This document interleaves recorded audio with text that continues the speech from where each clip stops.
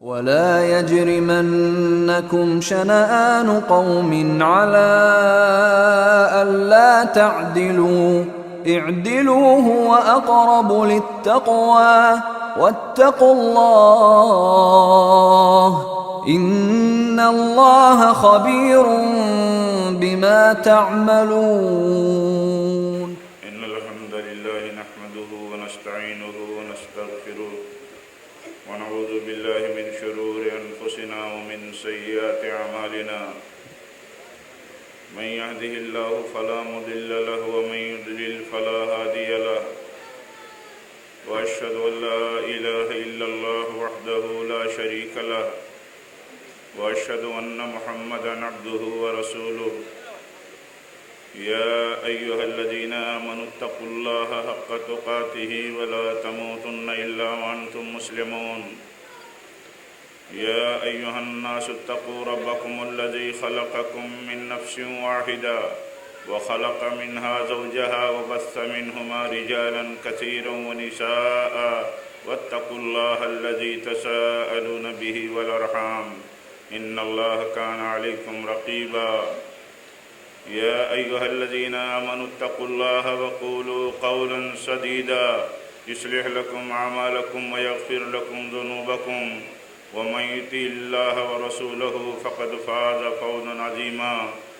أما بعد فإن خير الحديث كتاب الله وخير الهدي هدي محمد صلى الله عليه وسلم وشر الأمور محدثاتها وكل محدثة بدعة وكل بدعة ضلالة وكل ضلالة في النار.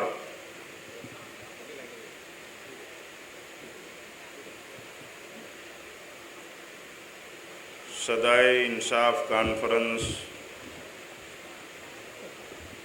جو ضلع جمعیت اہل حدیث رتنا گری کی سرپرستی میں منعقد ہوئی اور اپنے آخری مرحلے میں داخل ہو چکی ہے، اس کانفرنس کے صدر ہم سب کے بزرگ سلفی دعوت کے خطے کوکن کے سپاہی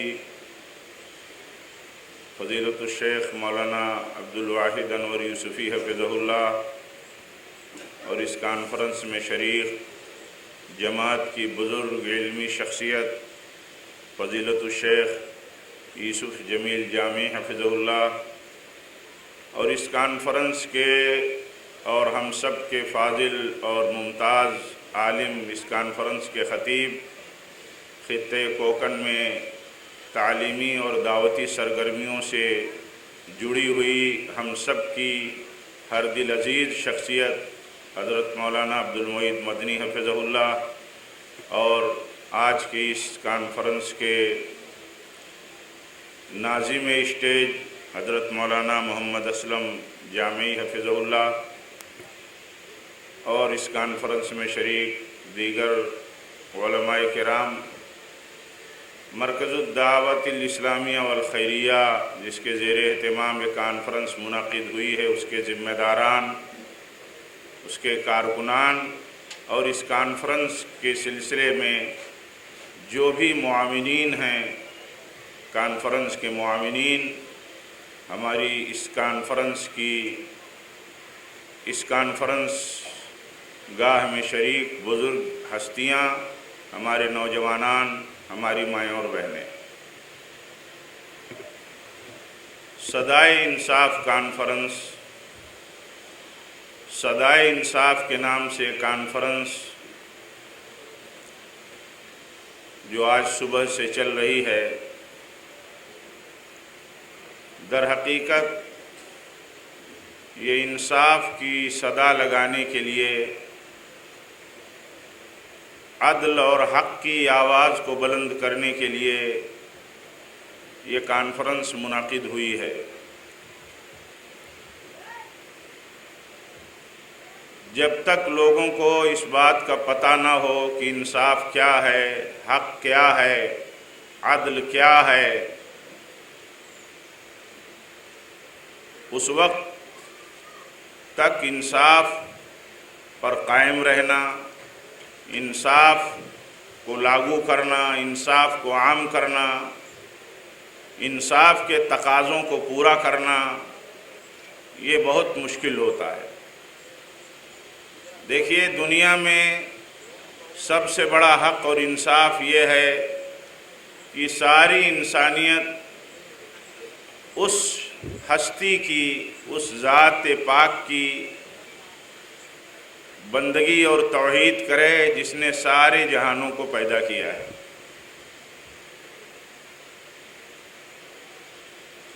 یہ دنیا کا سب سے بڑا انصاف ہے اور سب سے بڑا حق ہے۔ ذالک بأن اللہ هو الحق، اصل حق اور انصاف کی بات تو یہی ہے کہ اللہ ہی معبود برحق ہے اور اسی ایک اللہ کی بندگی اور اس کی توحید ہونی چاہیے۔ اللہ کی بندگی اور توحید میں جو لوگ خالص نہیں ہیں، ہر طرح کی ملاوٹوں سے پاک ان کی توحید نہیں ہے، ان کا ایمان ہر طرح کی شرکیات سے خالص نہیں ہے، تو انصاف پر نہیں ہے۔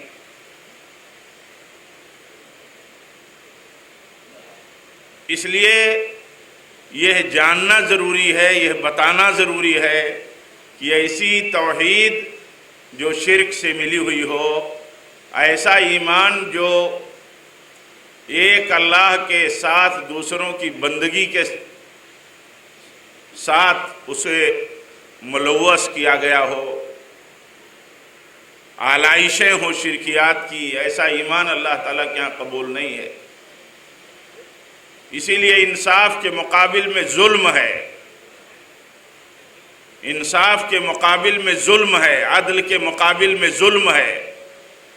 تو کہا گیا کہ حقیقی عدل جو ہے وہ یہ ہے کہ ایک اللہ کی صرف بندگی ہو، کیونکہ وہی معبود برحق ہے۔ تو یہ کہا گیا کہ سب سے بڑا ظلم یہ ہے کہ شرک کیا جائے۔ اسی لیے اللہ تعالیٰ نے فرمایا الذین آمنوا ولم یلبسوا ایمانہم بظلم اولئک لہم الامن، جو لوگ ایمان لائے اور اپنے ایمان کو شرک کی آلائشوں سے ملوث نہیں کیا، شرک کی ملاوٹ ایمان کے اندر نہیں کی، اللہ تعالیٰ نے فرمایا امن انہی کے لیے ہے، آخرت کا امن انہی کے لیے ہے، دنیا میں بھی امن اسی بنیاد پر ملے گا۔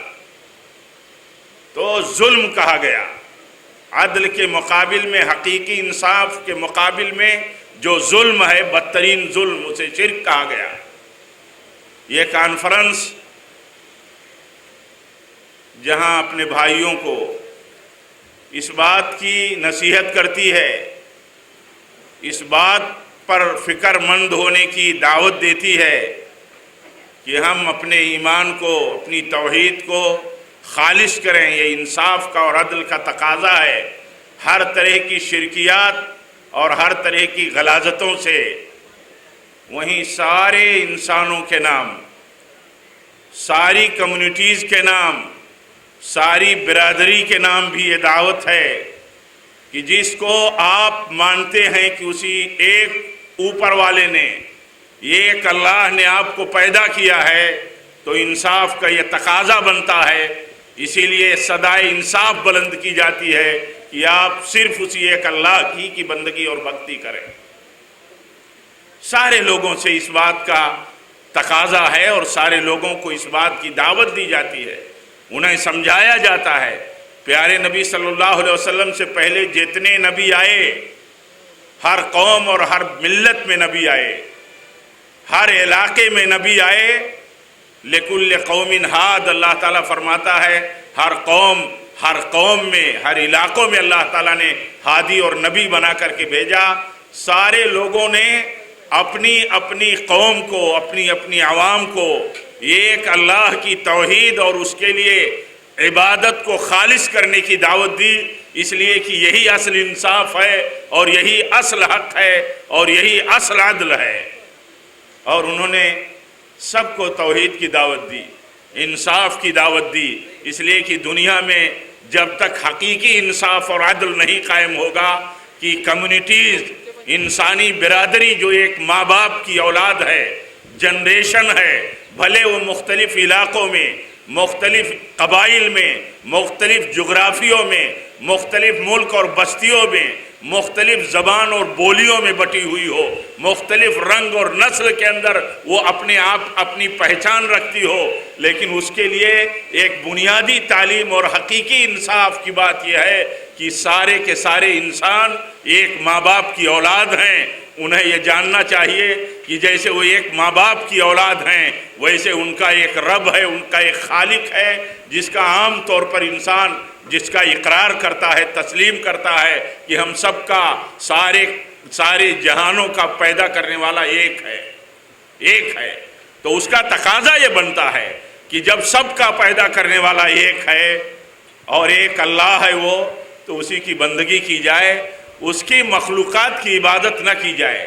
جو مخلوقات ہیں، جو بشر ہیں، جو انسانی سلسلے سے ہیں، جو انسانی آبادی میں ہیں، جو ایک ماں باپ کی پیٹھ اور پیٹ سے پیدا ہوئے ہیں، وہ اللہ نہیں ہو سکتے۔ بشر ہزار بڑا ہو، خدا نہیں ہوتا۔ یہ کتنا بھی بشر کا مقام بلند ہو جائے، وہ اللہ کے مقام کو نہیں پہنچ سکتا۔ اس لیے اس بات کی دعوت ضروری ہے، اور یہ سب کے لیے غور و فکر کی دعوت ہے۔ پیارے نبی صلی اللہ علیہ وسلم نے بھی یہی دعوت دی۔ آپ نے ساری انسانیت کو خطاب کیا، یا ایھا الناس قولوا لا الہ الا اللہ۔ سارے انسانوں کو خطاب کیا آپ نے، اور سارے آدم کی اولاد کو، جتنے بھی آپ کے مخاطب رہے، سب سے آپ نے اپیل کی، کہا کہ لوگوں، انسانوں، تم صرف ایک اللہ کی عبادت کرو، اس لیے کہ اس کے سوا کوئی عبادت کا مستحق نہیں ہے۔ وہی معبود ہے، باقی سب اس کے بندے ہیں۔ بندے جو ہیں یہ معبود نہیں ہو سکتے۔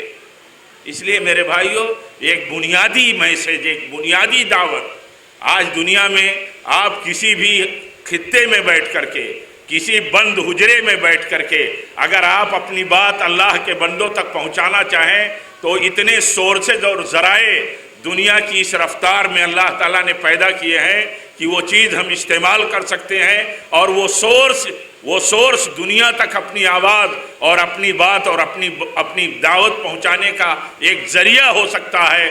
ہم اگر اسے استعمال کریں، آج ہم یہ نہیں کہہ سکتے کہ ہماری بات، ہماری آواز لوگوں کے گھروں تک، ان کے دروازوں تک نہیں پہنچے گی، بلکہ آج تو ہم یہ کہتے ہیں، ہمارے سامنے ایک کھلی ہوئی حقیقت ہے۔ پیارے نبی صلی اللہ علیہ وسلم نے جس کے تعلق سے فرمایا تھا کہ ایک دن وہ آئے گا کہ شہر کا کوئی محل اور اسی طرح بستیوں کی کوئی جھوپڑی باقی نہیں رہے گی جہاں اللہ تعالیٰ کی دعوت اور اس کی توحید کی صدا نہ پہنچ جائے۔ صدائے انصاف جو ایک ایک دروازے اور ایک ایک جھوپڑی اور محل میں اس کی آواز نہ گونجے۔ آج ایسا ہی ہے میرے بھائیوں، کوئی بستی ایسی نہیں بتائی جا سکتی جہاں اللہ تعالیٰ کی توحید کی اور ایک اللہ تعالیٰ کی طرف بلانے والی آواز نہ پہنچتی ہو۔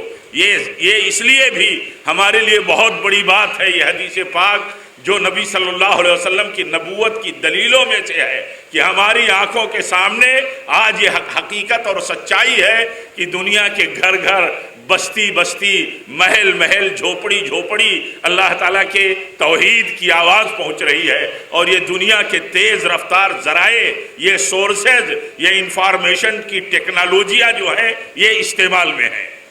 اس لیے یہ اصل دعوت ہے ہمارے لیے۔ یہ دعوت ہے کہ ہم اپنا ایمان خالص کریں، ہم ایک اللہ کی بندگی کی دعوے داری کرتے ہیں، ایک اللہ کے معبود برحق ہونے کا کلمہ پڑھتے ہیں، ایک اللہ ہی حقیقی اللہ اور معبود برحق ہے۔ تو ہم دیکھیں، یہ انصاف کا تقاضا ہے کہ کیا ہم نے اللہ کی توحید اور اس کے اوپر ایمان کے ساتھ شرک کی ملاوٹ تو نہیں کی ہے۔ شرک ہم جانیں کہ شرک کسے کہتے ہیں، اور فکر کریں کہ یہ سچائی اور اس انصاف کے ساتھ کیا ہم اس کے تقاضے پورے کر رہے ہیں۔ یہ ایک ایک جزیات پر فکر کریں اور تعلیم حاصل کرنے کی کوشش کریں۔ پیارے نبی صلی اللہ علیہ وسلم نے فرمایا ہے کہ چونٹی کی چال سے بھی آہستہ چل کر کے آتا ہے۔ امت کے کسی فرد کو، کسی فیملی کو، کمیونٹی کے کسی سیکٹ کو، کسی بھی عام اور خاص آدمی کو اس بات کا حق نہیں ہے کہ وہ بہت زیادہ اترائے، بلکہ اس کی ذمہ داری یہ ہے کہ وہ دیکھے کہ اس کا ایمان اور اس کی توحید کتنی خالص ہے۔ یہ دین کا اور انصاف کا بنیادی تقاضا ہے۔ جس دین کے ساتھ ہم جڑے ہیں، اس دین کے پیغمبر رحمت للعالمین اپنے ماننے والوں سے فرماتے ہیں کہ دیکھو یہ شرک، اس سے خبردار رہنا، یہ شرک اور اس کی چال چونٹی کی چال سے بھی آہستہ ہے۔ کیسے شرک آ جائے گا آدمی سمجھ نہیں سکتا۔ اس لیے میرے بھائیوں اس انصاف کے تقاضے کی فکر کریں۔ اسی طرح انصاف کا یہ تقاضا ہے ہمارے لیے کہ ہم پیغمبر اعظم صلی اللہ علیہ وسلم، امام کائنات صلی اللہ علیہ وسلم، رحمت للعالمین صلی اللہ علیہ وسلم، ہم سب کے نبی، شفیع المذنبین، سید ولد آدم صلی اللہ علیہ وسلم کے منصب اور مقام کو پہنچانے، انصاف کے تقاضے کو آپ کی حیثیت کے تئیں ہم دیکھیں، اور جو آپ کی شخصیت کے تئیں ہمارے اوپر انصاف لاگو ہوتا ہے ہم وہ انصاف کریں۔ ہم جس طرح ایک اللہ کی بندگی کرتے ہیں ویسے ہی ہم ایک پیغمبر کے امتی ہیں۔ وَإِنَّ هَٰذِهِ أُمَّتُكُمْ أُمَّةً وَاحِدَةً وَأَنَا رَبُّكُمْ فَاعْبُدُونِ۔ اللہ تعالیٰ فرماتا ہے یہ امت ایک امت ہے اور میں اس کا رب ہوں، اور ساری امت کی ذمہ داری یہ ہے کہ وہ اپنے رب کی ہی بندگی کرے۔ میرے بھائیوں یہ تقاضا بہت بڑا ہے کہ یہ ہر مسلمان، آج وہ کسی بھی نسل اور برادری سے تعلق رکھتا ہو، کسی بھی علاقے اور جغرافیے سے اس کا تعلق ہو، اس کی یہ ذمہ داری بنتی ہے کہ وہ ایک پیغمبر کا امتی ہے تو اسے بحیثیت امتی زندگی گزارنا چاہیے، بحیثیت امت رسول میں جماعتی زندگی گزارنا چاہیے۔ سارے مسلمان صحابہ کرام کے طریقے پر چلتے ہوئے صحابہ کی جماعت کے پیروکار ہوتے ہیں، جس طرح صحابہ نبی صلی اللہ علیہ وسلم کی سنت کے پیروکار تھے۔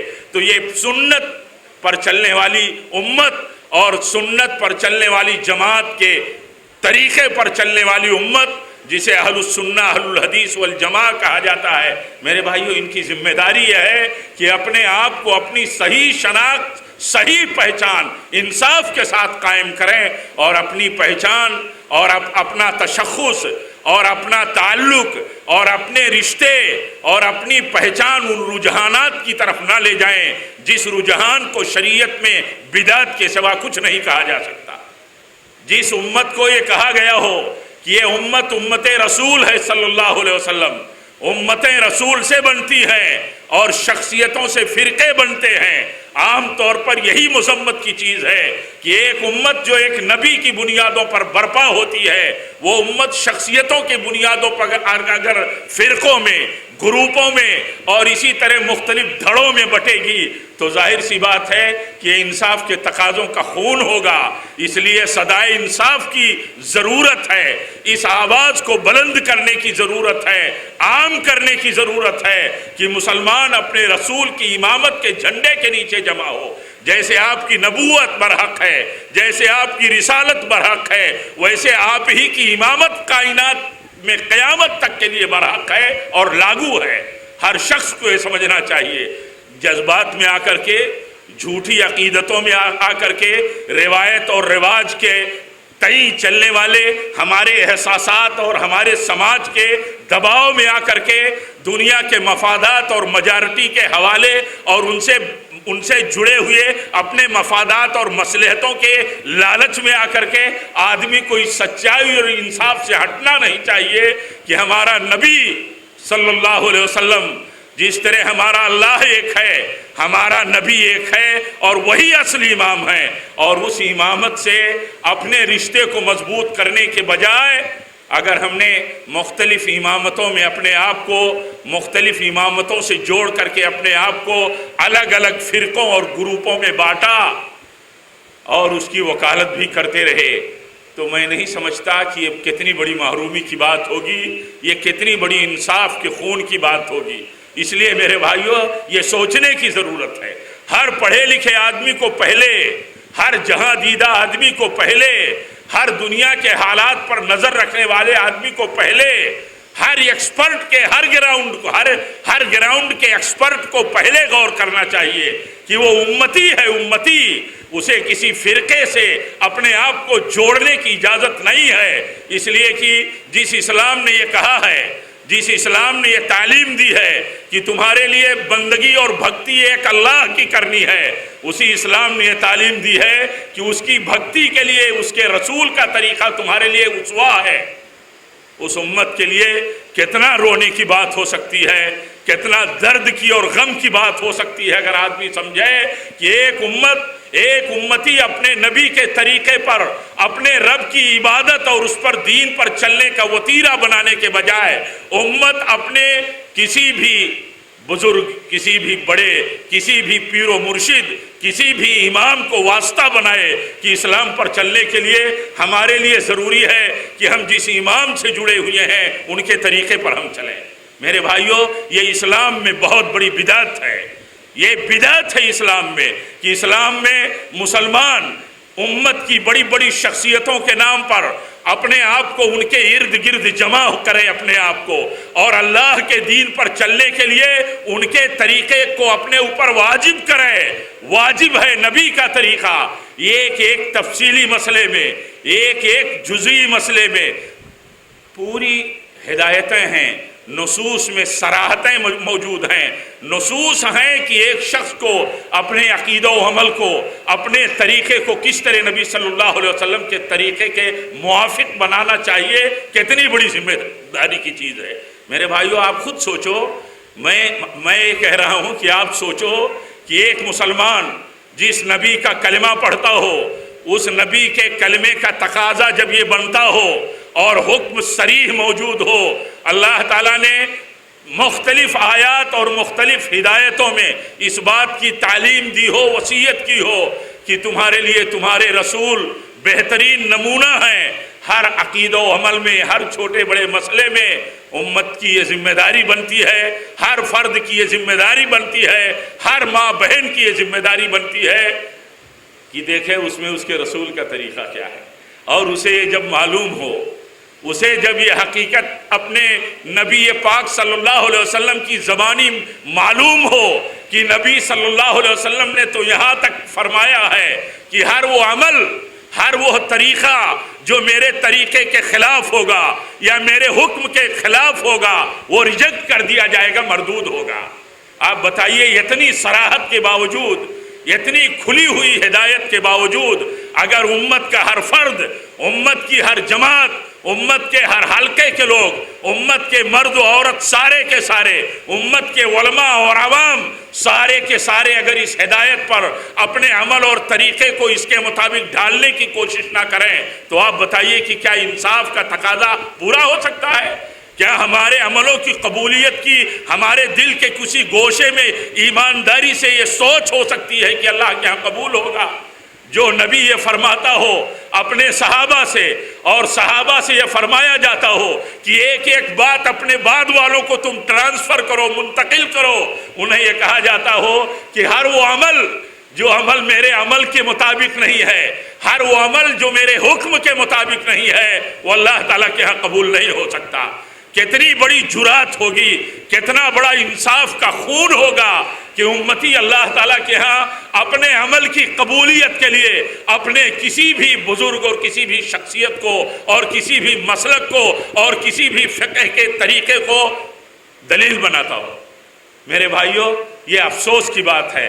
آپ دیکھیے آج ہی کیا چل رہا ہے ماحول۔ ہم جس بیلٹ میں ہیں، اس بیلٹ کی اکثریت ہماری، بلکہ غالب آبادی ہماری مسلک شافعی یا امام شافعی رحمۃ اللہ علیہ کا مقلد کہتی ہے اپنے آپ کو۔ ساتھ ہی ساتھ یہ بھی کہتے ہیں کہ سب چاروں امام برحق ہیں، چاروں امام برحق ہیں۔ یہ جو بھی طریقہ، جو بھی عبادت، جو بھی عمل کرتے ہیں، ان کا ٹارگیٹ کیا ہے؟ ان کا ٹارگیٹ یہ ہے کہ یہ عبادت اور یہ عمل ہمارے امام اور ہمارے امام کے مسلک اور طریقے کے مطابق ہو جائے۔ کبھی آپ غور کرتے ہیں، کبھی آپ سوچتے ہیں کہ یہ سوچ آئی کہاں سے؟ یہ فتنہ آیا کہاں سے، یہ ظلم آیا کہاں سے؟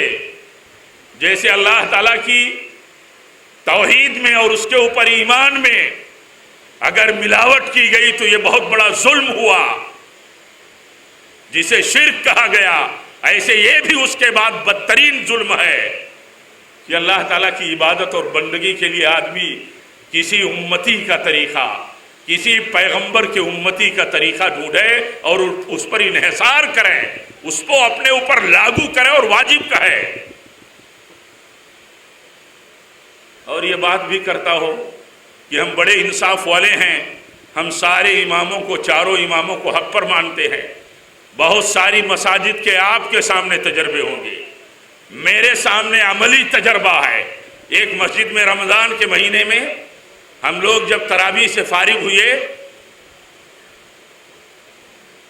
اور اپنے اپنے طریقے کے مطابق، نبی کے طریقے کے مطابق تراویح پڑھ لی گئی، اس کی تعداد کے مطابق، کچھ لوگوں نے اپنے مسلک کے مطابق تراویح پڑھ لی، جس کے لیے سنت میں کوئی دلیل صحیح نہیں، صحابہ کرام کے ہاں کوئی دلیل نہیں کہ انہوں نے 20 رکعت کا اہتمام کر کے تراویح پڑھی ہو کہ 20 رکعت پڑھنی سنت ہے، یا انہوں نے وہ طریقہ اختیار کیا ہو۔ دیکھا یہ گیا کہ جب وتر پڑھنے کی بات آئی تو ایک طبقہ نکل گیا صفوں سے۔ میرا یہ پہلا واقعہ تھا جب میں نے اپنی آنکھوں سے دیکھا کہ مسجد میں مقلدین کی جماعت ہے، اس میں شوافے ہیں، اس میں ہمارے حنفی بھائی ہیں، امام حنفی ہے، شافعی نکل گئے۔ کیوں نکل گئے؟ وتر حنفی امام کے پیچھے نہیں پڑھ سکتے، اس لیے نہیں پڑھ سکتے کہ شافعی مسلک کے مطابق جو وتر کا طریقہ ہے، حنفی طریقہ اس کے خلاف ہے۔ اگر شافعی طریقے کے مطابق حنفی وتر پڑھے گا تو اس کی وتر قبول نہیں ہوگی۔ ایسے ہی آپ نے دیکھا ہوگا ہمارے جماعتی بھائیوں کے تعلق سے، مسجدوں میں وہ پہنچے ہوں گے چلوں کے مرحلوں سے گزرتے ہوئے، رمضان کے چلے ہوں گے ان کے، مسجد میں وہ پہنچے ہوں گے، تراویح کے بعد وہ اپنے آپ کو الگ کر لیں گے، کیونکہ شافعی وتر کے مطابق حنفی وتر نہیں پڑھ سکتا۔ یہ کیا ہے میرے بھائیو؟ آپ بتائیے، ایک تو دعویٰ ہے کہ سارے ائمہ حق پر ہیں، اور عمل یہ ہے کہ اگر ہمارے امام کے خلاف کسی ہمارے دوسرے امام کا طریقے وتر اور طریقے نماز ہے وتر کی، اگر اس کے پیچھے پڑھی جاتی ہے تو قبول نہیں ہے، اس لیے وہ الگ ہو کر کے پڑھے گا۔ 3 رکعت پڑھے گا، جیسے مغرب کی پڑھی جاتی ہے، ہمارا ایک حنفی بھائی پڑھے گا اور شافعی بھائی پڑھے گا 2 سلام سے 2 رکعت ایک ساتھ، 1 رکعت ایک ساتھ۔ یہ طریقہ ہے، یہ طریقہ عام ہے۔ آپ کو صرف یاد دہانی میں کرانا چاہتا ہوں، اپنے سننے والے بھائیوں کو میں یاد دلانا چاہتا ہوں کہ آپ بتاؤ، امت کا اس طرح کے مسائل میں بٹنا، اختلاف کرنا، کیا یہ انصاف ہے؟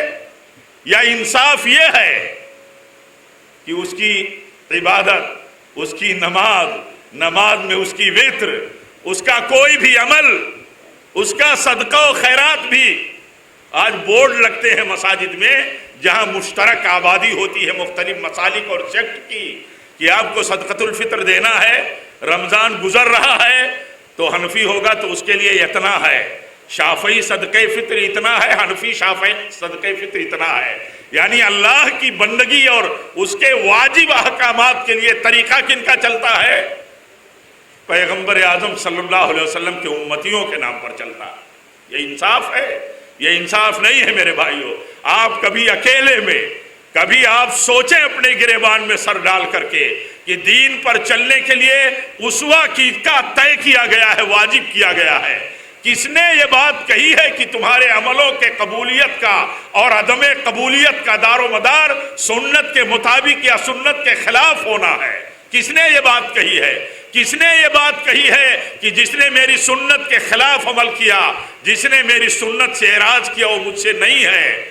وہ عبادت کا مسئلہ ہو، نماز کا، وہ روزے کا مسئلہ ہو، وہ حج کا مسئلہ ہو، وہ نماز کا مسئلہ ہو، جو بھی مسئلہ ہو، اس کے لیے کس کی طرف سے یہ ہدایت ہے کہ اگر تمہاری نماز، تمہارا روزہ، تمہارا حج، تمہارا کوئی بھی عمل جو عمل شرعی ہے، اللہ کی بندگی کا عمل ہے، اگر تمہارے نبی کے عمل کے مطابق نہیں ہے، تمہارے نبی کے حکم کے مطابق نہیں ہے، تو اللہ کے ہاں قبول نہیں ہے۔ اور امت یہ کہتی ہو کہ آپ حنفی ہیں تو آپ کو امام ابو حنیفہ رحمۃ اللہ علیہ کے مسلک اور طریقے کے مطابق عمل کرنا ہوگا تب قبول ہوگا۔ آج یہی انصاف کے خلاف ہمارا عمل اور ہمارا طریقہ ہمیں کہاں لے جاتا ہے؟ آپ کا اگر شافعی بھائی ہمارا حنفی بھائی ہوگا، اگر وہ دیکھ لے کہ کسی نے رفع الیدین کیا ہے تو اس کے اندر ایسا لگتا ہے کہ اس کے اندر جیسے دیکھنے کے بعد جیسے اس کے اندر ایک بیزاری کی کیفیت پیدا ہوتی ہے، ایسے ہی فطرت اور طبیعت بنا لی گئی ہے۔ یہ رفع الیدین کیا ہے؟ یہ بیجا حرکتیں کیا ہیں؟ لیکن اگر اسے پتہ چل جائے کہ رفع الیدین کرنے والا شافعی ہے تو کہے گا ٹھیک ہے۔ سارا اشتعال جو اس کے اندر پیدا ہوتا ہے وہ ٹھنڈا ہو جاتا ہے، ساری بے چینی ختم ہو جاتی ہے۔ یہ ایسا ماحول ہے میرے بھائیوں۔ میں اس اسٹیج سے آپ سب کو یہ احساس دلاتا ہوں کہ آپ سوچو، شکر ادا کرو اپنے رب کا، اور ہمیشہ اس نعمت پر اپنے رب کے سامنے جھکائے رکھو کہ رب العالمین نے کن کی محنتوں سے اللہ کی توفیق کے بعد کس فکر اور سعادت مندی کی بنیاد پر اللہ تعالیٰ نے ہمیں نعمت یہ بخشی کہ ہمیں اللہ تعالیٰ کی بندگی اور اس پر دین پر چلنے کے لیے اپنے نبی صلی اللہ علیہ وسلم کو جنہیں اسوہ بنایا اللہ تعالیٰ نے، ان کو ہمیں اپنی زندگی میں اپنے دین کے لیے ان کے طریقے کو ہمیں لازم ماننے کی اس نے توفیق عطا فرمائی۔ ورنہ کتنے فتنے ہیں میرے بھائیوں، کتنے فتنے ہیں، کتنے فتنے ہیں، کتنے فتنے ہیں، گنایا نہیں جا سکتا۔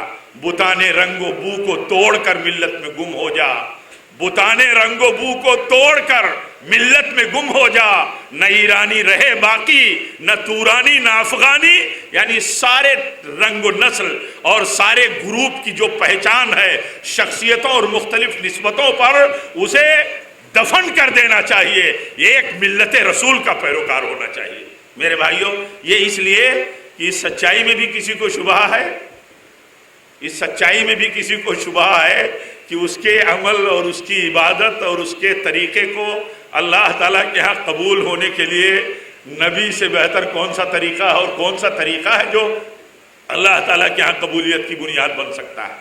اس لیے میرے بھائیوں اس بات پر غور کریے، سوچئے، اللہ کے نبی صلی اللہ علیہ وسلم، اللہ کے نبی صلی اللہ علیہ وسلم ہمارے نبی ہیں، ہمارے حقیقی امام ہیں، اور امت اپنے حلقوں میں، امت محمدیہ اپنی کمیونٹی میں مختلف مسلکوں اور ہر مسلک اپنی امام کے ساتھ پہچانا جاتا ہے۔ یہ کتنا بڑا غمناک مسئلہ ہے، دردناک مسئلہ ہے۔ ان کا عمل اور ان کا طریقہ ان کے اماموں کے نام پر پہچانا جاتا ہے، رائج ہے، جاری ہے، ساری ہے، رواں دواں ہے۔ اور میرے بھائیوں یہ حادثہ اور یہ سماج میں چلنے والا ظلم، لوگ ایسا لگتا ہے کہ لوگ شعور کے ساتھ، لوگ اچھے احساس کے ساتھ نہیں سمجھ رہے، اسی لیے صدا لگانے کی ہمیشہ ضرورت ہے۔ بہت سارے لوگوں کو بے چینی ہوتی ہے، بہت سارے لوگوں کو نبی کے طریقے پر، سلف کے منہج پر، صحابہ کے طریقے پر اتباع کی زندگی ہماری ہو، اس پر کتنی باتیں ہوتی ہیں میرے بھائیوں۔ بات تو اصل یہی ہے، بات تو اصل حقیقت میں یہی ہے کہ اگر ہر مسلمان یہ سمجھ لے کہ اس کا عمل اللہ تعالیٰ کے ہاں اگر اس کے نبی کے طریقے پر نہیں ہے تو قبول نہیں ہے، تو یہ موضوع اس کے لیے سب سے اہم ہوگا۔ یہ موضوع اس کے لیے کتنا اہم ہوگا کہ جب اسے یہ پتا ہو کہ اس کا کوئی عمل اللہ تعالیٰ کے ہاں قبول نہیں کیا جائے گا اگر اس کے نبی کے مطابق نہ ہو، اس کے نبی کے حکم کے مطابق نہ ہو، تو اس کو یہ سمجھنے میں ذرا بھی دقت نہیں ہے، اس کو اس موضوع کی قیمت سمجھنے میں، عظمت سمجھنے میں ذرا بھی دقت نہیں ہے کہ نبی صلی اللہ علیہ وسلم کے طریقے کی سوچ کو ہر شخص کے دل و دماغ میں کتنی قوت کے ساتھ بٹھانا چاہیے اور بیٹھانے کی کوشش کرنی چاہیے۔ میرے بھائیوں، اسی طرح دیکھیے، ہمیں اس بات کی جہاں فکر کرنے کی ضرورت ہے، یہ مسئلہ کوئی معمولی مسئلہ نہیں ہے، اس کے لیے ہماری ساری صلاحیتیں لگ جائے، ہماری ساری قربانیاں لگ جائے، اس سوچ کو، اس صدا کو عام کرنے کے لیے کہ دیکھو یہ انصاف ہے، یہ اصل انصاف ہے کہ جس نبی کے امتی ہو، ہر عقید و عمل، ہر طور اور طریقہ اسی نبی کے مطابق بنانے کی کوشش کرو۔ یہی اصل مشن ہے، یہی اصل مشن ہے میرے بھائیوں۔ پیارے نبی صلی اللہ علیہ وسلم کو کیا ضرورت تھی اس بات کی؟ کیا ضرورت تھی؟ آپ ہر خطبہ دیں، ہر خطبے میں فرمائیں، کسی خطبے میں آپ جائیں نہ، کسی موضوع پر آپ گفتگو نہ فرمائیں جب تک یہ تلقین نہ کر دیں، جب تک یہ یقین نہ دل و دماغ میں اور دل و دماغ کے دروازوں کو کھول کر کے اس میں داخل نہ کر دیں کہ تمہارے لیے سب سے بہتر طریقہ تمہارے نبی کا طریقہ ہے۔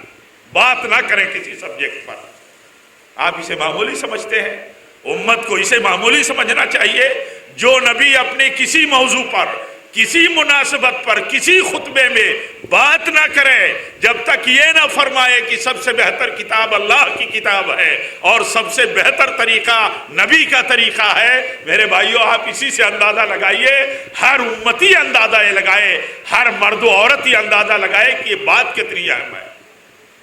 اور جب یہ بات اتنی اہم ہے کہ ہر وہ طریقہ جو نبی کا طریقہ ہے وہی سب سے بہتر طریقہ ہے، تو ہر طریقے کو نبی کے طریقے کے مطابق یقین کے ساتھ ہماری زندگی میں چلنا چاہیے۔ ہر عمل ہماری زندگی میں اس یقین کے ساتھ چلے کہ یہ نبی کا عمل ہے، یہ نبی کے طریقے کا عمل ہے، اور ریجیکٹ کرنا چاہیے، اسے جرم سمجھنا چاہیے، یہ امت کے بٹوارے اور امت کی کمزوریوں کی اساس ماننا چاہیے کہ امت نے شخصیتوں کے نام پر اپنے آپ کو جمع کیا اور اللہ کی بندگی کے لیے ان کے طریقے کو اپنے اوپر واجب مانا، چاہے اس کے ساتھ دلیل ہو یا نہ ہو۔ اور آدمی ڈھٹائی کے ساتھ یہ کہتا ہو، پڑھے لکھے بھی کہتے ہو، پھر ان کے پیچھے ان کی عوام کہتی ہو کہ کیا کریں، ہم تو مقلد ہیں، ہمارے اوپر اپنے امام کی تقلید واجب ہے۔ میرے بھائیوں اس معنی میں یہ سمجھنا ضروری ہے، یہ اور یہی اصل انصاف ہے۔ بات دین کی، بات اسلام کے بہت بنیادی چیزوں کی اور اصولوں کی بھی بہت آسان ہے۔ اصول ہوتے ہیں، اصولوں کو سمجھنے اور سمجھانے کے لیے زبان ہوتی ہے، تعبیر ہوتی ہے۔ کیا یہ چیز ہمارے سمجھنے کے لیے بہت مشکل ہے؟ مشکل وہ ہے جو کسی منطقی اور فلسفے کی بنیادوں پر امت کی کسی شخصیت کی تقلید کو دل و دماغ میں بیٹھانے کے لیے ان کو استعمال کیا جائے۔ میرے بھائیوں اس لیے امت کو انصاف پر آنا چاہیے، امت کو انصاف پر آنا چاہیے، انہیں سمجھنا چاہیے کہ پیارے نبی صلی اللہ علیہ وسلم کی اس پیشین گوئی کے پیچھے آپ کا انٹینشن کیا تھا، آپ کی فکر کیا تھی، اس کو لیا کیسے تھے صحابہ نے۔ آپ نے جب یہ فرمایا ہو کہ تم میرے بعد بہت جلد اختلافات دیکھو گے، بہت جلد، اور جب اختلافات تم دیکھو گے تو تم اختلافات میں میری سنت ڈھونڈنا، یہ حنفی طریقہ ہے، یہ وطر حنفی کے مطابق ہے، یہ وطر شافعی کے مطابق ہے، یہ صدقہ فطر حنفی صدقہ فطر ہے، یہ صدقہ فطر شافعی صدقہ فطر ہے، یہ نماز رفع الیدین والی شافعی نماز ہے، یہ بلا رفع الیدین والی تکبیر تحریمہ کے بعد یہ حنفی نماز ہے۔ یہ اختلاف عمل کا، عبادت کا، اس کی الگ الگ جزیات کا امت میں پھیلا ہو اور عام ہو، اس سے پہچان بڑی ہوئی ہو۔ آپ بتائیے امت کا کیا فرض ہے؟ پیارے نبی صلی اللہ علیہ وسلم نے وصیت فرمائی تھی، جس وصیت میں صحابہ کرام بہت روئے اور انہوں نے سمجھا کہ یہ کسی رخصت ہونے والی کی وصیت ہے۔ آپ ہم سے ایسا لگتا ہے کہ آپ رخصت ہو کر کے جانے والے ہیں۔ پھر انہوں نے طلب کیا، یا رسول اللہ صلی اللہ علیہ وسلم اور ہمیں کچھ نصیحت فرمائیے، تو آپ نے نصیحت فرمائی، کہا کہ میرے بعد تم بہت جلد اختلافات آپس میں دیکھو گے، فعلیکم بسنتی، تو آپ نے فرمایا تم پر فرض ہوگا جب تم اختلافات آپس میں دیکھنا کہ میری سنت تم ڈھونڈنا، یہ سنت ڈھونڈنا تم پر فرض ہوگا۔ آج اللہ کی قسم جتنے تقاضے ہیں امت کے اتفاق کے، کمیونٹی کے ایک ہو کر کے رہنے کے، اس اتحاد اور اس ایک جہتی کے لیے، اور ایک پلیٹ فارم پر بحیثیت امت، بحیثیت مسلمان، بحیثیت پیغمبر اعظم اور امام کائنات صلی اللہ علیہ وسلم کے ماننے والوں کے، سب کی کیا ذمہ داری بنتی ہے؟ سب کی ذمہ داری یہ بنتی ہے کہ فکر کریں، دیکھیں کہ کون سے راستے اور کون سے عمل ہمیں ایک دوسرے سے الگ کر رہے ہیں، اختلاف کی راہ پر لے جا رہے ہیں۔ سب کے سامنے، سارے علماء کے سامنے تاریخ کا وہ حصہ بہت اہم ہے اور وہ کبھی نظروں سے اوجھل نہیں ہوتا۔ پیارے نبی صلی اللہ علیہ وسلم کی وفات ہو گئی، سناٹا تھا، بے چینی کے حالت میں لوگ سمجھ نہیں پا رہے تھے کہ یہ کیا ہوا اور کیا کریں۔ آپ صلی اللہ علیہ وسلم، اللہ کی رحمت، سارے جہانوں کے لیے رحمت کی حیثیت سے آپ تھے۔ آپ سوچئے آپ کی حیثیت کیا تھی اور صحابہ کرام کی نگاہوں میں کیا تھی۔ کہا کرتے تھے ہمارے جان، ہمارے مال، ہمارے ماں باپ سب آپ پر قربان یا رسول اللہ صلی اللہ علیہ وسلم۔ وہ حیثیت تھی۔ آپ کی جب وفات ان کے بیچ میں ہوئی تو حالت کیا تھی؟ سکتہ کا عالم تھا، سکتہ کا، کچھ سمجھ میں نہیں آ رہا تھا۔ بڑے بڑے حضرت عمر بن خطاب رضی اللہ تعالیٰ عنہ نہیں سنبھال سکے اپنے آپ۔ کہا نہیں، آپ کی موت نہیں ہوئی ہے، کچھ لمحوں کے لیے، کچھ وقت کے لیے آپ ہمارے بیچ سے گئے ہیں، آپ آئیں گے واپس ہمارے بیچ۔ حضرت ابوبکر رضی اللہ تعالیٰ عنہ آئے، پتہ چلا جب آپ کے موت کی خبر ہوئی، آپ آئے، آپ کے چہرے مبارک کو آپ نے بوسہ دیا، آپ نے فرمایا آپ پر دو موت نہیں، جو موت آنی تھی وہ آ چکی ہے۔ اور دیکھا عمر بن خطاب رضی اللہ تعالیٰ عنہ نے ایک بیان دے دیا ہے صحابہ کے بیچ میں کہ کوئی آپ کو کے تعلق سے نہ کہے کہ آپ کی موت ہو گئی۔ آپ نے کھڑے ہو کر کے ایک سچائی اور انصاف بتایا، حق بتایا، کہا دیکھو وہ حق جو موت کی شکل میں سب کے لیے آتی ہے وہ آپ پر آ چکی، اور ایک اللہ ہے صرف جو حی و قیوم ہے اور وہی معبود ہے۔ اور کیا کوئی تم میں ایسا بھی ہے جو محمد صلی اللہ علیہ وسلم کی بندگی کرتا رہا ہو، عبادت کرتا رہا ہو؟ یعنی آپ نے ایک طرح سے تذکیر کی، ایک طرح سے احساس کو جگایا آپ نے۔ من کان یعبد محمدا فإن محمدا قد مات ومن کان یعبد اللہ فإن اللہ حی لا يموت۔ جو بندگی کرتا رہا ہو، عبادت محمد صلی اللہ علیہ وسلم کی، اسے جاننا چاہیے کہ آپ پر موت آ گئی، اور جو اللہ کو معبود مانتا ہے، اس کی بندگی کرتا ہے، اسے یہ معلوم ہونا چاہیے، اس کا عقیدہ یہ ہوتا ہے کہ اللہ حی و قیوم ہے۔ دیکھیے صورتحال کیا بن گئی۔ امت کے سامنے یہ تاریخ کا حصہ ریکارڈ کتنا عظیم ہے. کبھی کسی نے جرات نہیں کی کہ عمر بن خطاب رضی اللہ تعالیٰ عنہ کی رائے کے مطابق کوئی اس مسئلے میں گروپ بن جائے. حضرت ابوبکر صدیق رضی اللہ تعالیٰ عنہ کے رائے کے مطابق ایک گروپ برپا ہو جائے. نہیں، سرنڈر کر دیا انہوں نے، غلطی تسلیم کر لیا انہوں نے کہ یہ غلطی تھی میری، اور جو حق تھا، جو انصاف کی بات تھی، اسے تسلیم کر لیا گیا. جہاں جہاں اس طرح کے مرحلے آئے میرے بھائیوں، آپ دیکھ لو، وہاں وہاں گروپ نہیں کھڑا ہوا، کوئی فرقہ اور طبقہ ان میں الگ نہیں پیدا ہوا. جو لوگ یہ باتیں کرتے ہیں حوالوں سے اور ہیلوں کو استعمال کر کے کہ سنت کے ساتھ خلفائے راشدین کے طریقے پر بھی چلنے کی تو تلقین ہے، کیا طریقے تھے ان کے؟ جس مسئلے میں الگ الگ رائے خلفائے راشدین کے آئی، اس مسئلے میں خلفائے راشدین اصل مسئلے پر دلیل کے ساتھ متفق ہو گئے. دو شکلیں نہیں بنی، دو فرقے نہیں بنے. اس لیے میرے بھائیوں، اس انصاف کو سمجھنے کی ضرورت ہے. اس کے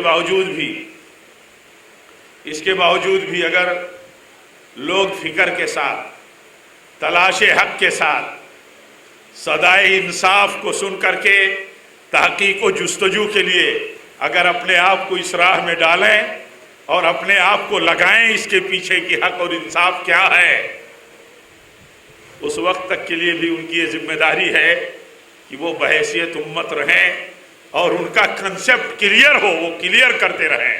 سب سے بہتر طریقہ نبی کا طریقہ، سب سے بہتر طریقہ. اسی طرح میرے بھائیوں، ایک انصاف کی بات یہ بھی سمجھنا چاہیے کہ نبیوں کا سلسلہ ختم ہو گیا. اللہ تعالیٰ نے نبیوں کا سلسلہ ختم فرما دیا.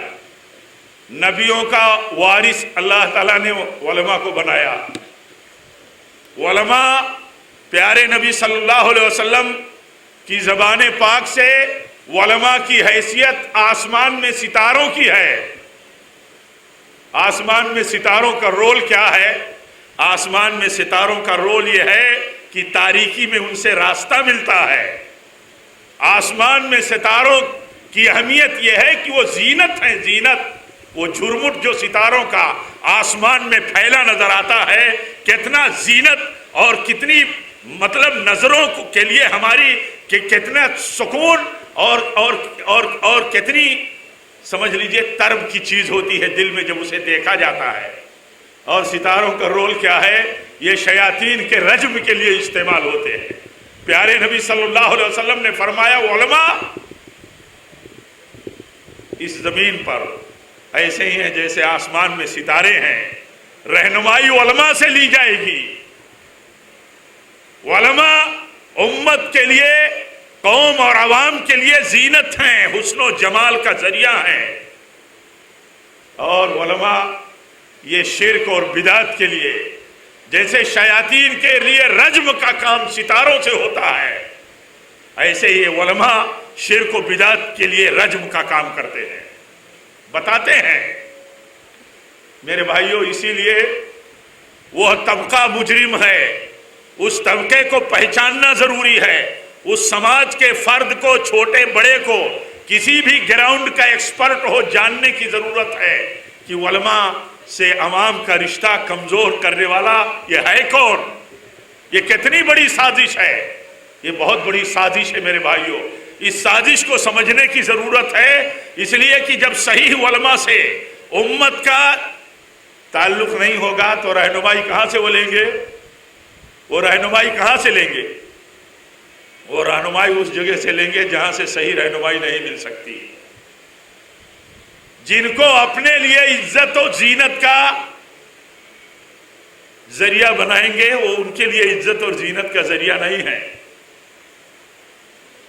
اسی لیے آپ دیکھیں گے کہ علماء کو چھوڑ کر کے، آپ دیکھیں علماء کو چھوڑ کر کے کون ہے جو شرک اور بدعت کے خلاف باتیں کرتا ہے؟ آپ بتائیے کون لوگ ہیں؟ آپ کنہیں پہچانتے ہیں کہ جو شرک اور بدعت کو گنا کر کے، نشاندہی کر کے، بتا کر کے اپنے بھائیوں کو، قوم کو آگاہ کرتے ہو اور ان پر دلیل کے تیر چلاتے ہو، دلیل کے ہتھوڑے چلاتے ہو، کون ہیں؟ علماء کے علاوہ کون ہیں میرے بھائیوں جو امت کے لیے، ملک کے دیش واسیوں کے لیے سب سے ہمدرد کون ہے؟ کبھی ایسا نہیں ہو سکتا۔ جو وصول ہے، وصول جو نظام ہے، جو سچائی بتائی گئی ہے وہ یہ ہے کہ اللہ تعالیٰ نے علماء کو انبیاء کے علم نبوت کا وارث بنایا ہے۔ نبوت اور ان کا طریقہ وہی جو نبی پاک صلی اللہ علیہ وسلم پر فائنل سلیبس کی شکل میں آئی، اس کو آگے بڑھانے علماء ہوں گے۔ علماء سب سے زیادہ ہمدرد ہوں گے مہربان اپنوں پر، سب سے زیادہ مہربان ہوں گے، فکر مند ہوں گے غیروں کے لیے بھی۔ میرے بھائیوں کیوں؟ یہ اس طریقے پر ہیں جو طریقہ انبیاء کا تھا۔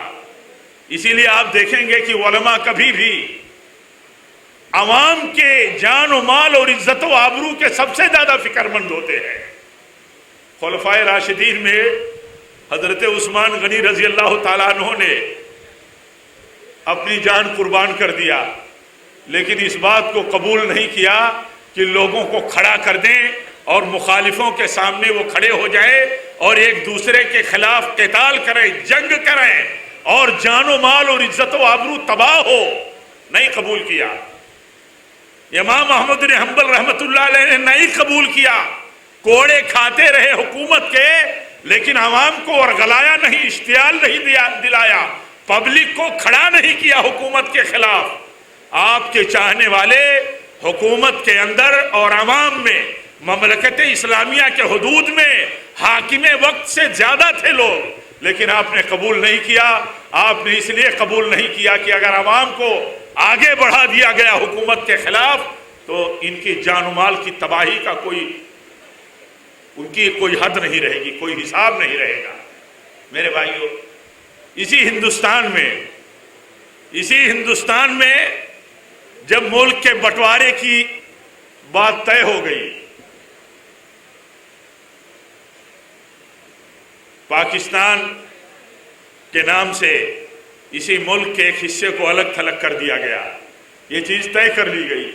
اس وقت بھی دیکھیے اس ملک کے امام الہند مولانا ابوالکلام آزاد رحمۃ اللہ علیہ کہتے ہیں یہ فوجیوں کو مت بانٹو، یہ سیکورٹی دستوں کو مت بانٹو اس وقت تک جب تک کہ ملک کے بٹوارے کی شکل فائنل نہ ہو جائے۔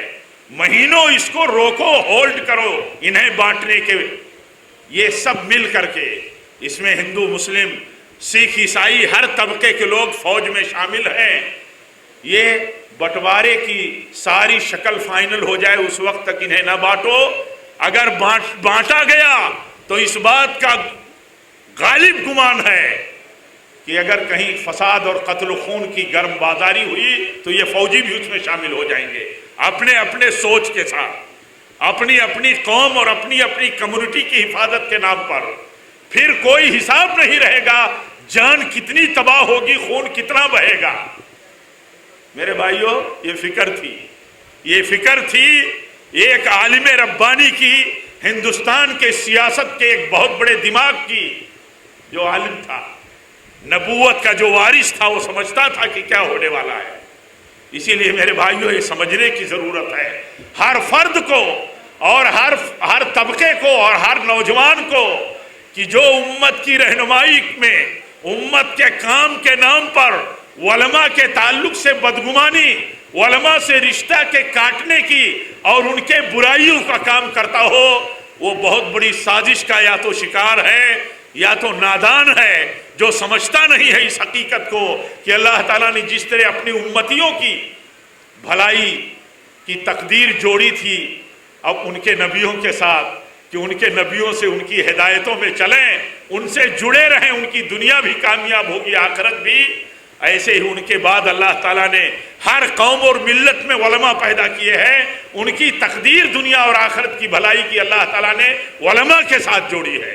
جو علماء سے الگ کریں اور علماء سے الگ ہوں اور علماء کی اہمیت گھٹائیں، انہیں یہ سمجھنا چاہیے کہ علماء کا کام غیر عالم نہیں اٹھا سکتے، علماء کا کام غیر علماء نہیں اٹھا سکتے، اور اسی لیے پیشین گوئی کر دی گئی کہ علماء کو چھوڑ کر کے جب جاہلوں کو، علماء کے مقابل لوگوں کو لوگ اغوا بنا لیں گے، ان سے رہنمائی لینے لگیں گے تو بھٹک جائیں گے، بھٹک جائیں گے۔ پہلے دن سے جب فتوے آئے علماء کے IS کے خلاف اور اس جھوٹی خلافت کے خلاف، آپ دیکھیے جنہوں نے اپنے آپ کو اپنے علماء کی رہنمائی سے جوڑے رکھا، ان کے پیچھے اور ان کی ہدایتوں میں چلنا یہ اپنا دین سمجھا اور یہ اسلام کی ہدایت سمجھا، اللہ کے فضل سے کوئی بوڑھا جوان، کوئی نوجوان بہکا نہیں۔ آپ پتہ لگا لو IS کے فیور میں جو لوگ گئے وہ کبھی بھی علماء اسبات اور علماء سلف یا جماعتوں سے وہ جڑے نہیں رہے۔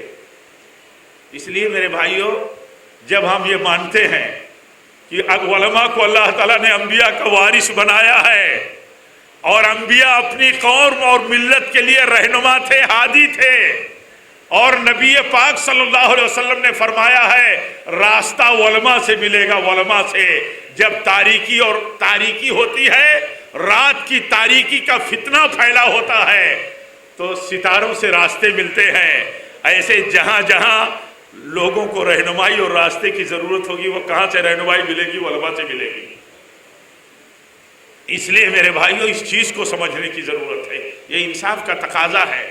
ایسے یہ بھی انصاف کا تقاضا ہے کہ آپ پر، ہمارے اوپر، ہر ایک کے تئیں جو حقوق لاگو ہوتے ہیں، جو ذمہ داری لاگو ہوتی ہے، اپنے علماء کے تئیں، اپنے بڑوں کے تئیں، اپنے حاکموں کے تئیں، اپنے ماں باپ کے تئیں، اپنے اولاد کے تئیں، اپنے والدین کے تئیں جو ذمہ داری عائد ہوتی ہے، انصاف سے اسے پورا کرنا چاہیے۔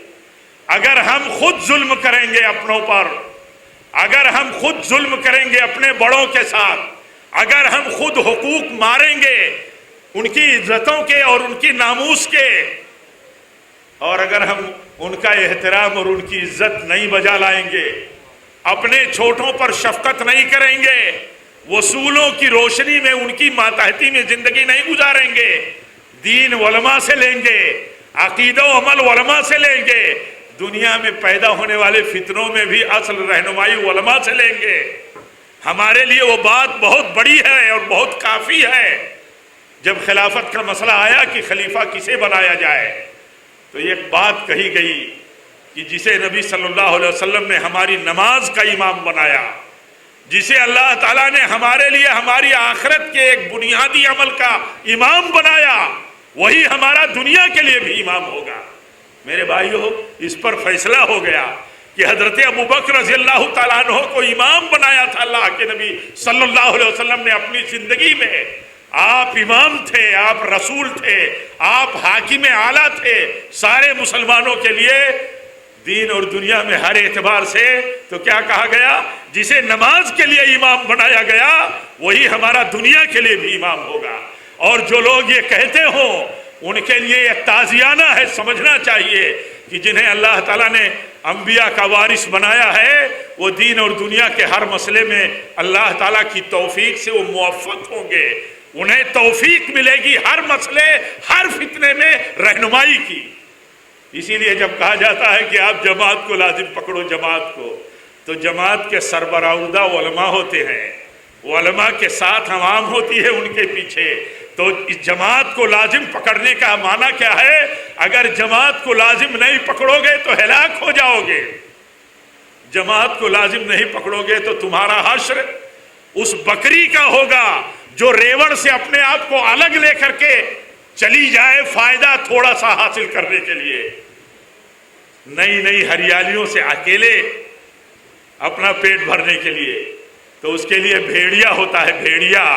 اس کا معنی یہ ہے، علماء نے کہا ہے کہ جماعت سے مراد اہل علم ہے، اور علم سے مراد کتاب و سنت کا علم ہے، صحابہ کے طریقے کا علم ہے۔ تو جو کتاب و سنت اور صحابہ کے طریقے کا علم رکھنے والے ہوں، ان کی طرف بلانے والے ہوں، ان علماء سے جو الگ ہو کر کے جائے گا اس کے لیے بھیڑیا بیٹھا ہے۔ میرے بھائیوں، جب اس سچائی کو ہم مانتے ہیں کہ علماء انبیاء کے وارث ہیں تو انصاف یہی بنتا ہے، انصاف کا تقاضا یہی بنتا ہے کہ ان سے آگے نہ جاؤ، ان سے الگ مت ہو، ان سے پیچھے مت رہو، ان کے ساتھ رہو۔ پیچھے اس معنی میں رہو کہ ان کے پیچھے پیچھے چلتے ہو، ان کا پیچھا چھوڑ دو اس معنی میں کہ ان کے ساتھ لگے رہو، یہ درست نہیں ہے۔ میرے بھائیوں، یہ ضروری ہے۔ ہم جس ملک اور جس دیش میں بستے ہیں اس دیش میں ہمارے ساتھ بہت ساری کمیونٹی، بہت ساری آبادیوں کی تقدیریں جڑی ہوتی ہیں۔ مسلمان ساری انسانیت کے لیے منتخب کیا گیا ہے۔ خیر امت پیارے نبی صلی اللہ علیہ وسلم کے ہم امتیوں کو اللہ تعالیٰ نے ساری انسانیت کے لیے منتخب کیا ہے۔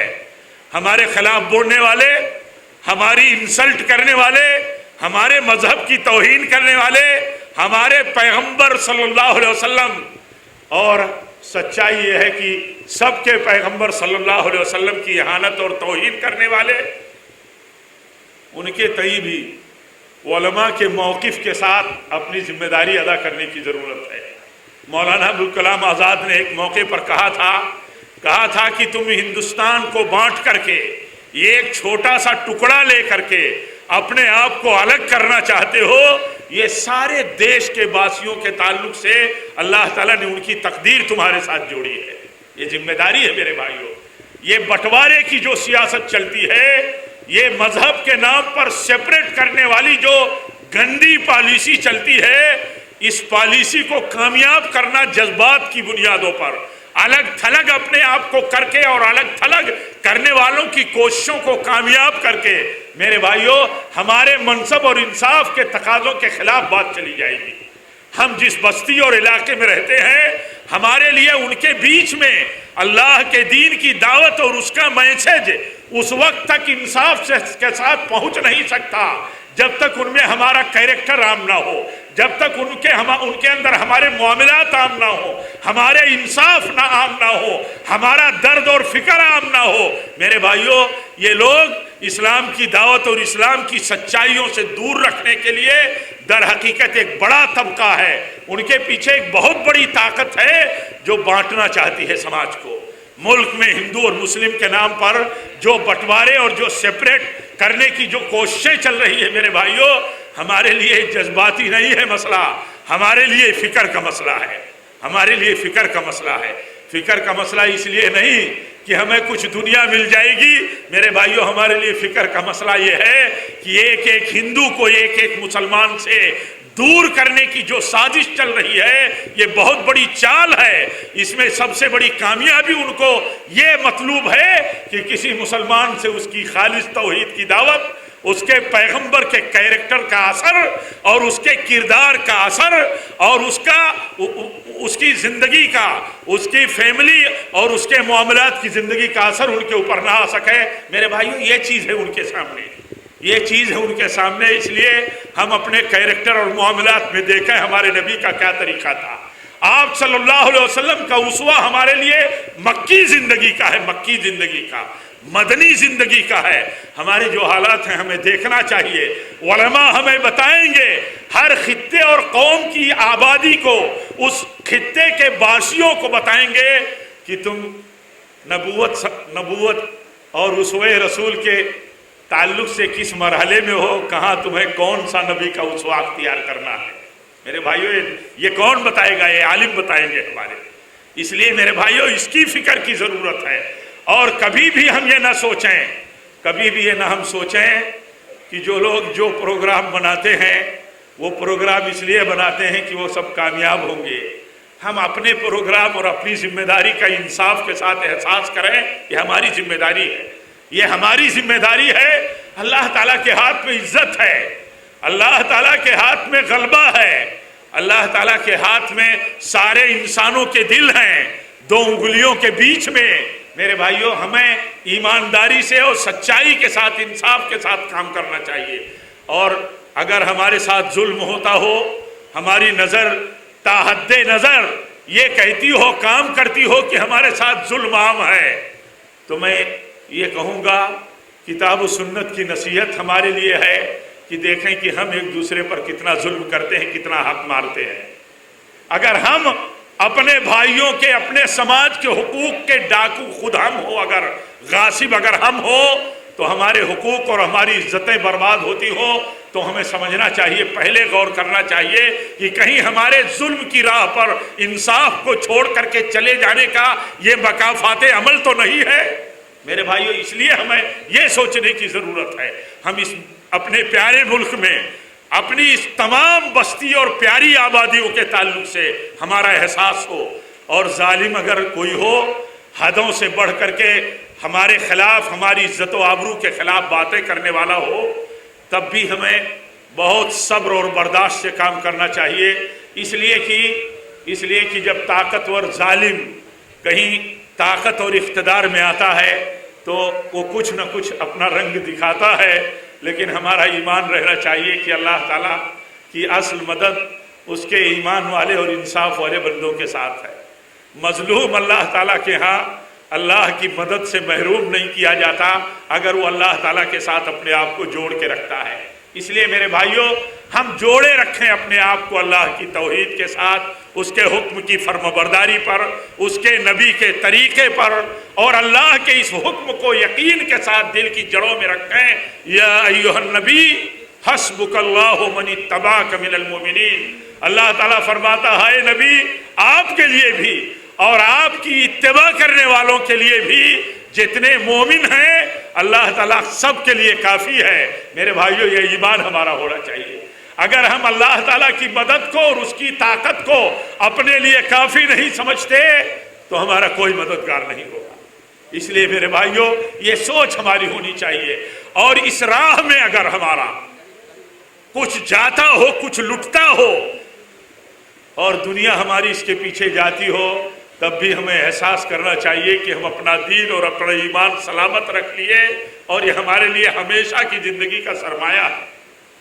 اور حکومت کے لیے بھی میرے بھائیوں، میں اس کانفرنس کی اسٹیج سے یہ کہوں گا کہ جن کے پاس طاقت ہوتی ہے، ان کے ماتحتی میں بہت بڑی بستی اور آبادی ہوتی ہے، جن کے ہاتھ میں اقتدار ہوتا ہے بہت بڑی رعایا ہوتی ہے، اقتدار اور حکام کے ہاتھوں میں بہت بڑے نظام اور انتظامیہ ہوتی ہیں، ان کے اوپر بھی انصاف کا تقاضا لاگو ہوتا ہے۔ وہ چاہے جس برادری سے، چاہے جس زبان سے، چاہے جس کمیونٹی سے، چاہے جس دھرم سے ان کا تعلق ہو، ان کی یہ ذمہ داری بنتی ہے کہ ان کا جو حق ان پر لاگو ہوتا ہے اسے وہ ادا کریں، یہ ادا کریں۔ ہم یہ کہہ سکتے ہیں کہ جو بھی حکومت ہے اپنے صوبے مہاراشٹرا سے لے کر کے اپنے مرکز میں، ملک کے تمام صوبوں میں، اور اس کی جتنی بھی اکائیاں ہیں، ان پر اپنے ماتحتوں کے ساتھ انصاف کرنا فرض ہے، لاگو ہے ان کے اوپر۔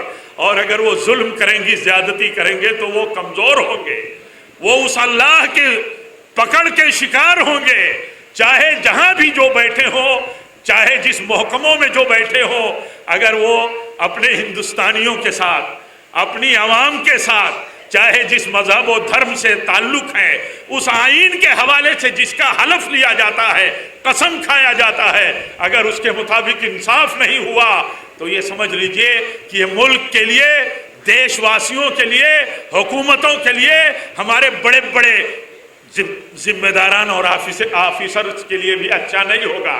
اللہ تعالیٰ کا نظام ہے، ہم سب کو یہ بات بھی رکھنی چاہیے۔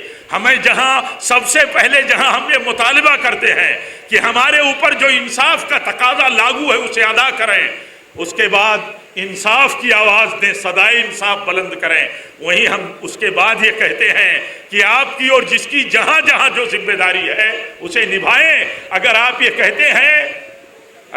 کہتے ہیں کہ یہ دیش سب کا ہے اور یہ دیش سب کا ہے، تو وکاس بھی سب کے لیے، انصاف بھی سب کے ساتھ برابری کا، تو یہ کہنے سے بات نہیں بنتی ہے میرے بھائیوں۔ جیسے ہم یہ کہتے ہیں کہ ہم نبی کے امتی ہیں، تو نبی کے امتی بن کر کے رہو، اماموں کے امتی مت بنو۔ ایسے ہم یہ کہتے ہیں کہ زبان سے یہ کہہ کر کے ثابت نہیں ہوگا۔ آج تو لوگ یہ کہتے ہیں کہ باتیں ہی باتیں ہوتی ہیں، باتیں ہی باتیں ہوتی ہیں۔ ہم ایوان اقتدار میں بیٹھے ہوئے اپنے سربراہوں سے، ملک کے سربراہوں سے یہ کہیں گے کہ آپ جو دعویٰ کرتے ہو آپ اس کو کر کے دکھاؤ۔ یہ انصاف کا تقاضا ہے، یہ دستور اور سنویدھان کا تقاضا ہے۔ آپ نے جو حلف لیا اس حلف کا یہ تقاضا ہے کہ سارے دیش واسیوں کے ساتھ آپ انصاف کریں گے میرے بھائیوں۔ اور اخیر میں پھر یہ کہہ کر کے کہ ہم مسلمان ہیں، ہمیں اللہ تعالیٰ نے جو دیا ہے جنت کی شکل میں، میرے بھائیوں اس کی قیمت بہت بڑی ہے، اس کی قیمت بہت بڑی ہے۔ اپنے ظالموں کو معاف کرو، معافی کی قیمت آپ جانتے ہیں۔ اللہ کے نبی صلی اللہ علیہ وسلم نے فرمایا معافی کی قیمت جنت ہے۔ ایک موقع پر آپ نے فرمایا، لمبا واقعہ ہے، ایک صحابی رسول کو دکھایا اللہ تعالیٰ نے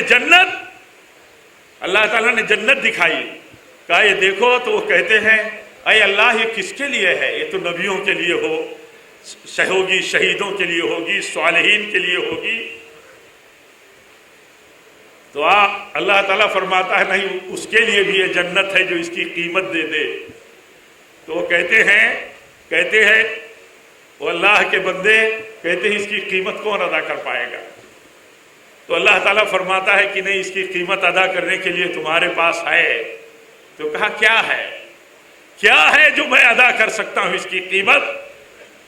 تو اللہ تعالیٰ فرماتا ہے اپنے بھائی کو تو معاف کر دے، وہ معافی اپنے بھائی کی یہ قیمت ہے اس جنت کی۔ اسی لیے آپ دیکھیں گے کہ آدمی اپنے بھائی کو معاف نہیں کر پاتا، نہیں کرتا معاف۔ یہ قیمت بہت بڑی ہے میرے بھائیوں۔ اس لیے اپنا دینی بھائی ہو، اپنے وطن کا ہو، سب کے تئیں ہمارے دلوں میں معافی کا جذبہ زیادہ ہونا چاہیے۔ اور ایک بات اور ہے آخر میں کہ اپنے آپ کو مشتعل مت کرو، جذباتی مت بناؤ، بزدل مت بنو۔ مومن بزدل بھی نہیں ہوتا، مومن جذباتی بھی نہیں ہوتا، جلد فیصلہ نہیں کرتا۔ مومن تو ایک قیادت کے اندر ایک لیڈرشپ میں جیتا ہے۔ وہ لیڈرشپ متحمل، صبر کرنے والے، عناد کرنے والے، جن کے ہاں عجلت نہیں ہوتی، جن کے ہاں جلد بازی نہیں ہوتی، جن کے ہاں نبوت کا تحمل ہوتا ہے، ان کے پیچھے چلنے والی قوم ہوتی ہے۔ وہ قوم جلد باز نہیں ہوتی، اس لیے جلد بازی اس کی پہچان نہیں ہو سکتی۔ ہماری پہچان جو جلد بازی اور عجلت اور اشتعال کی ہوئی، یہ بھی میرے بھائیوں انصاف کے خلاف ہے۔ اللہ سے دعا کرتا ہوں آخر میں کہ رب العالمین یہ کوشش، یہ صدائے انصاف کا اسٹیج اور یہ صدا جو لگائی جا رہی ہے حق و انصاف اور دلائل کی روشنی میں، اللہ تعالیٰ پہلے ہم سب کو اس کے تقاضے، انصاف اور حق و عدل کے تقاضے اللہ تعالیٰ ہم سب کو پورا کرنے کی توفیق دے۔ ایسے اللہ تعالیٰ اس کوشش کو ہمیں آگے بڑھانے کی توفیق دے۔ اس کے لیے ہم اپنی ساری خواہشات، انانیتیں، سارے جذبات کو قربان کریں کہ حق و انصاف اور مسلک سنت کا کلمہ کیسے بلند ہو۔